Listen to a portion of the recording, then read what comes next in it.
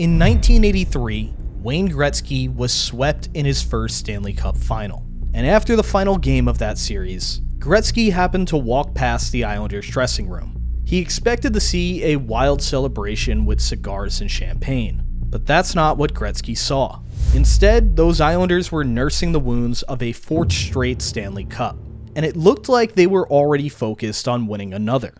This was an important moment for Gretzky, because it made him realize what it takes to lift that cup. So sure enough, when Gretzky's Oilers met the Islanders again in the next cup final, the second time around, the Oilers were victorious.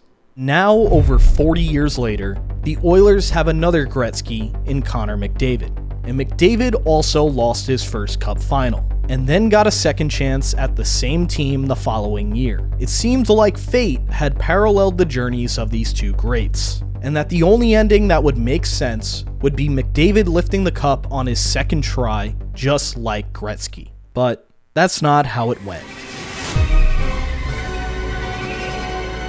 But I think after the second defeat to the Panthers last season, McDavid finally had his eureka moment. You see, McDavid realized that no amount of determination could win him a cup like it did for Gretzky back in the 80s. Instead, McDavid is dealing with a modern problem that requires a modern solution.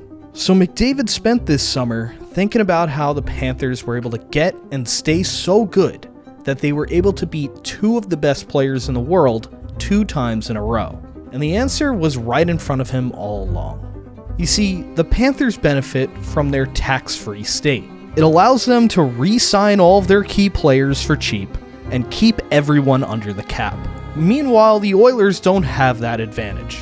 And McDavid's previous contract gave the Oilers limited cap space to work with, which then led to a lot of roster turnover, with even restricted free agents being poached away, thus leaving the Oilers struggling to provide McDavid and Draisaitl with depth throughout the lineup. So basically, in order to beat the Panthers, McDavid has to play their game. And that game is about taking less money than you are worth. So with McDavid extending his contract with the Oilers for 2 more seasons and not even asking for a pay raise, that was when I realized that he finally had his Gretzky breakthrough. Because it's the only way the Oilers could build a championship-level team around McDavid. So now McDavid, just like Gretzky before him, has finally learned what it takes to win that cup. So don't be surprised if McDavid lifts that cup in June. Now, you tell me what you think about McDavid's new contract in the comments.